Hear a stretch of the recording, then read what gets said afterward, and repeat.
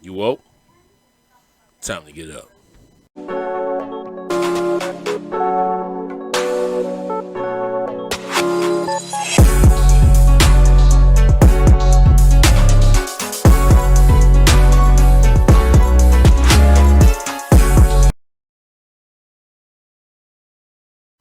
Ladies and gentlemen, thank you for listening to Thought You Woke No Speed Limit podcast. I'm your host, Alvin. I hope you're having a wonderful day.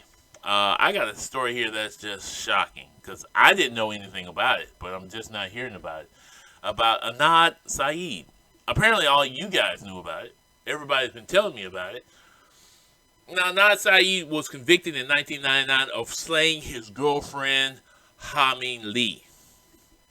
She was found after 27 days. She was missing for 27 days. She was found partially buried in a park. Apparently, police arrested Adnan Syed upon once they got information from or confession from a witness who claimed that he and Adnan Syed disposed of the body after Syed had killed Lee. This was the evidence they had presented in case. Also, they had cell phone records that supposedly placed Lee near the body of this particular individual. Okay. Now, the reason why I'm bringing this whole case up, because everybody's, oh, well, that sounds like he's guilty of something, right? Well, yesterday they vacated this case. You know why they vacated this case? Let's just go ahead and start reading about the whole thing, the silly parts of this stuff that was missing. Like I said, this witness came forth who claimed that Anid had planned it out. He told him, hey, take my car, come pick me up at a certain time. Or he said, hey, tell him that you took my car. And at some point he called, Lee called this witness, let me see what the witness name is, Jay Wiles, called him at a Best Buy parking lot and said, hey, I just committed the murder. I killed Lee. He told him during the day that he was going to kill Lee. They had planned it out. He said, and he showed him the body in the trunk. And they took the body to the park and dumped it in the park and buried it. That's what he said. He said that this man had done it, right? So Lee had been strangled. That's what they said. She had died from strangulation. I don't know who did it. We don't know if Lee did it.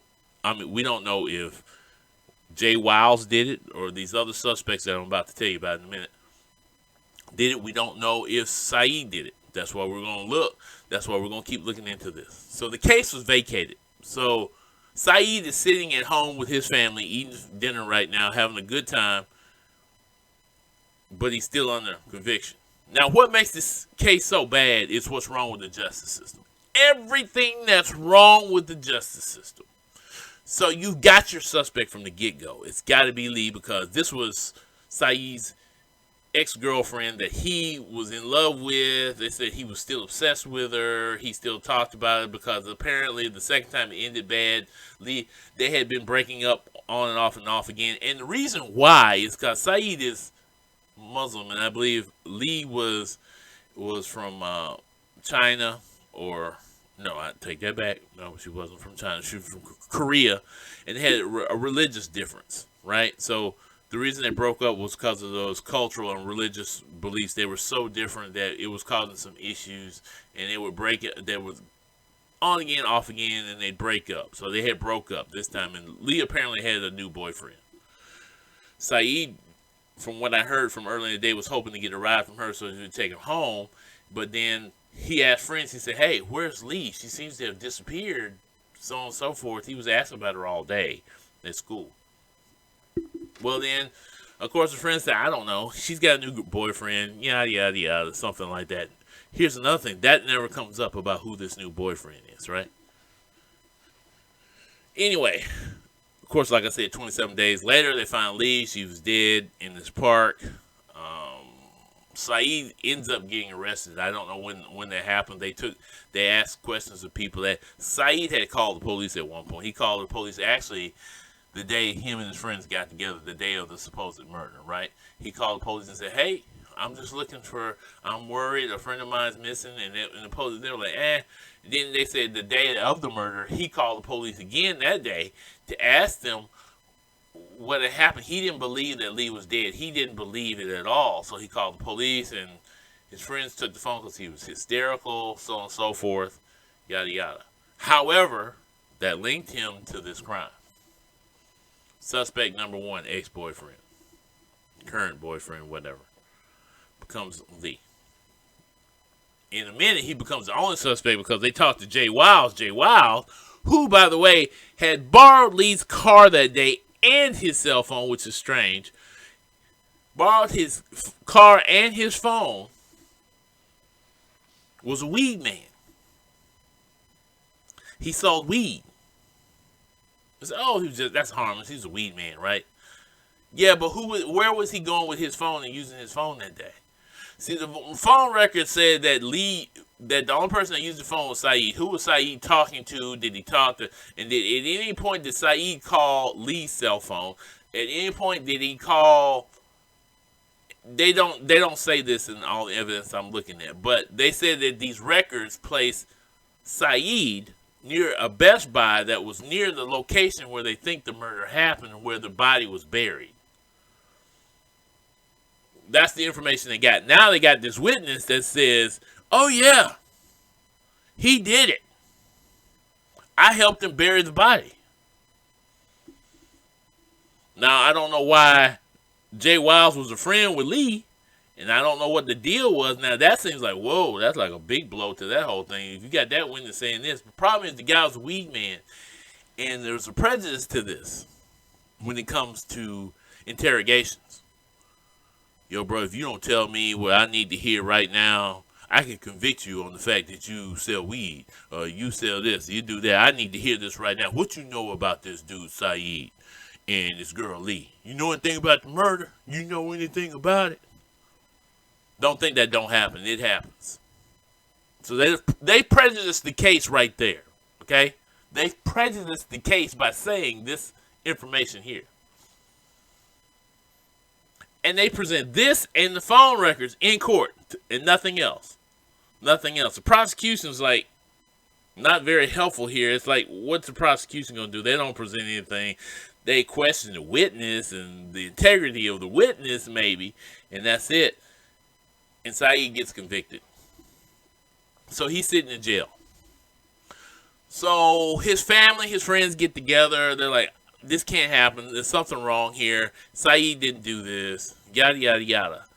Come to find out, they get together a news person. They get together the court people.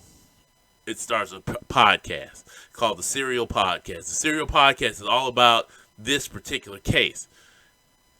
It draws a big attention once stuff starts coming out one by one, one by one, one by one. First thing they find is a witness who puts Syed at another location at the time of the murder. He was at the library with this particular woman. Her name is Asia McLean, black woman, who was there at the library. She said she really didn't know Lee very well. She had barely, they sat and talked to each other at the library. She was waiting on her boyfriend. She said she was either going to ride the bus home from school or to whatchamacallit. So they asked, how do you know the time of day it was? She said, well, because the school buses were still in the stall, and I was trying to decide whether I'm going to ride the school bus or the city bus and to go home.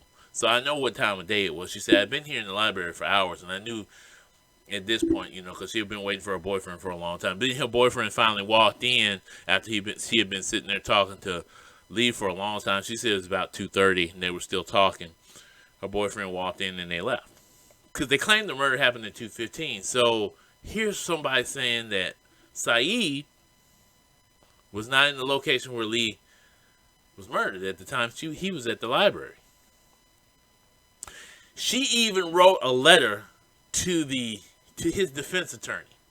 The defense attorney decided to not even contact her or listen to the letter. Maybe the defense attorney told her, oh, this isn't true. This isn't poppycock. In fact, there are two women who claim that Asia McLean is lying, that this is not true, that none of this really happened, that letter she wrote was fake. That's what they claim. That would mean that Asia McLean somehow knew Syed, and she said she doesn't. She didn't know anything about it. She didn't know the time of day of the murder. She said she just wrote the letter to tell him where she saw him. And it happened to be at the time of the murder, right? Another thing that comes up. Police had two other suspects. Now, they're not named, But apparently, these two suspects had a violent history towards women. One was convicted, in fact, for sexual battery on a woman, and the other one had had some other domestic issues. But one of them had threatened Lee. Now that needs to be investigated, right? So this information comes out that the police did not put out there, that the prosecution did not even look at. Another piece of information about those cell phone records. There was a piece of paper, a cover sheet that came from the cell phone company that said that this location information may not be accurate. That was not given to the defense. And the defense did not do a good job of following up themselves. They depended on the information given to them from the prosecutor's office to be accurate in integrity. Now, another thing, no physical evidence, none, no physical evidence whatsoever was presented in this trial. DNA samples were taken, but never were tested. They had their killer. Syed was our killer. We got everything we need. We got a witness. We got cell phone records that put him in the place. That's all we need. Those are called circumstantial evidence. You do not have physical evidence. You do not have anything that actually links Syed to this situation. Secondly, there was some prosecutorial misconduct by stuff that you weren't giving the defense. And defense also was incompetent in not following up. So here goes a man who gets convicted, right? 2015, he appeals after this information comes out from the serial. This information comes out of the appeals. He wins the appeal by allowing them to, the appeals court allows this new evidence in. 2016, the original case is vacated. Of course, the state wants to appeal, so guess what? Syed's got to sit in jail. 2018, the vacated sentence is upheld. The vacation of the sentence is upheld. Court appeals again to the High Court of Maryland. High Court of Maryland decides that to uphold the conviction by saying that this is the part where it changed my whole mind about the justice system. Maryland Court of High Court said that they were going to allow this conviction because even though his defense attorneys were incompetent, it did not prejudice his defense in this case. What? They didn't properly look at evidence. They didn't properly ask the questions to the prosecution to get the proper evidence. DNA was not done. They did not have physical evidence. Yet the court upheld the conviction based on absolutely not enough evidence to do anything about it. 2022. We're back in the same situation. Syed is now 41 years old. 41 years old. Now, courts have now vacated the conviction once again, waiting on this DNA test to come back, thanks to Marilyn Mosley, who's been working hard to try to reform the justice system. And I hate the word justice system because it's not really justice. There's no justice. And we're going to talk more about that in a minute because that's going to be my last little part. But here it is, 2022. They let this man back on the streets with a monitor, waiting to see if the DNA come back, so see if they're going to prosecute. If they decide not to prosecute, that monitor comes off. 41 years old. And this could be a misjustice. This could be a huge misjustice by the state of Maryland. And the fact that the high court had the nerve to sit there and look at the fact and say, well, it doesn't matter how incompetent it was. There's no way in any way prejudice this case. Yes, it does. This is why I sat there yesterday and I thought about this because I'm going to bring this up. I watched TYT. I watch it from time to time. And, I'm a liberal person, and sometimes people complain too much, and even sometimes I have to get away from stuff like TYT and some of the other people, Benjamin Dixon, that I like to watch. Um, but they had a person on there yesterday who was talking about the abolition of prisons, of the prison system, abolition of the industrial prison complex, which exists in the United States. She was especially talking about a system where we have people who are sitting and waiting for conviction, have not been convicted, sometimes for years, because they can't pay for cash bail. You've been accused of a crime, but you have not been convicted of a crime. You're sitting in jail as if you're being punished for the crime that they say you committed, but they have not convicted of you yet. And some of those are small crimes. I think about speeding tickets. Did you know that some places you get a speeding ticket and people can't pay the ticket?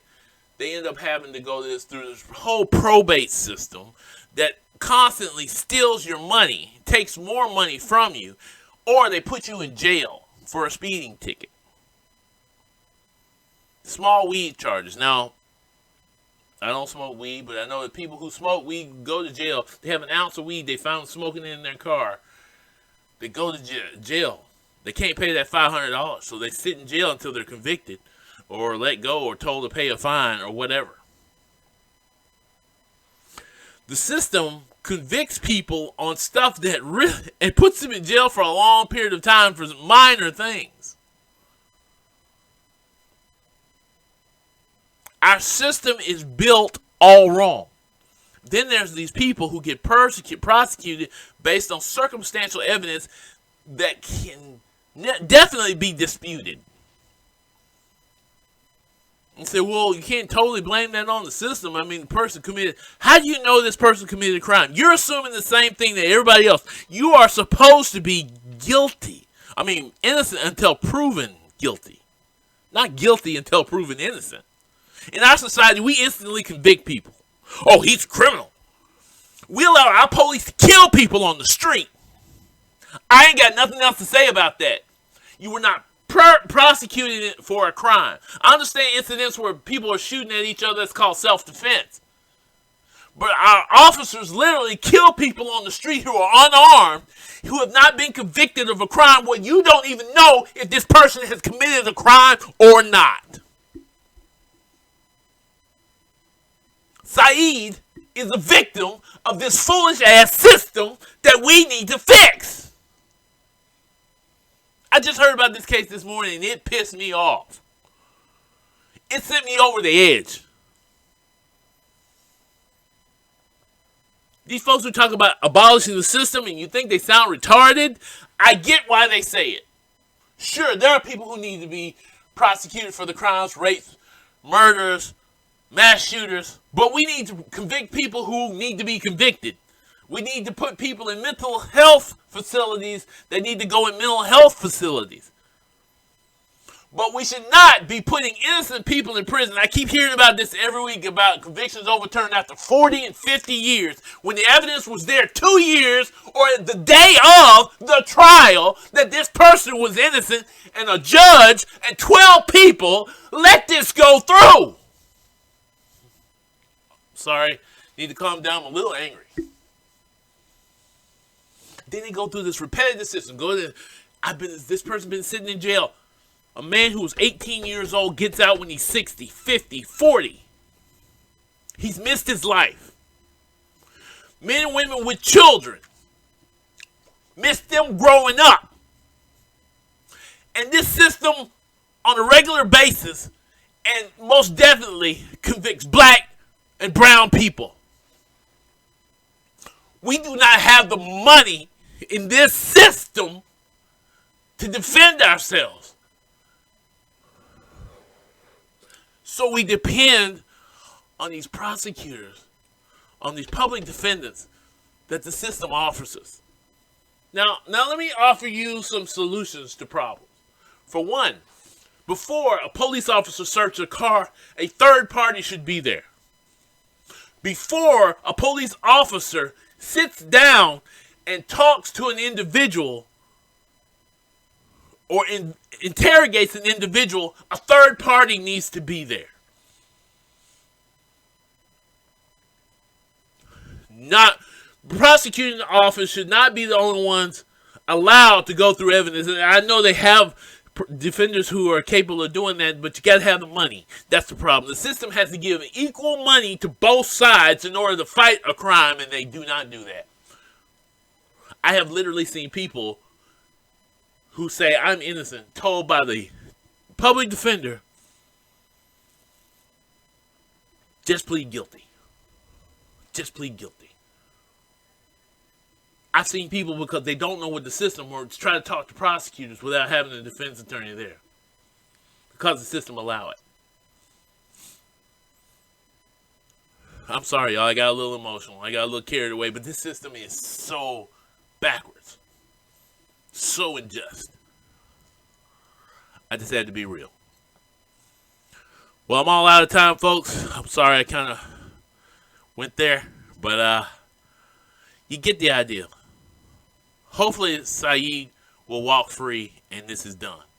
Hopefully they will find the right people who committed the crimes and convict them. Well, I'm all out of time. Y'all have a wonderful day.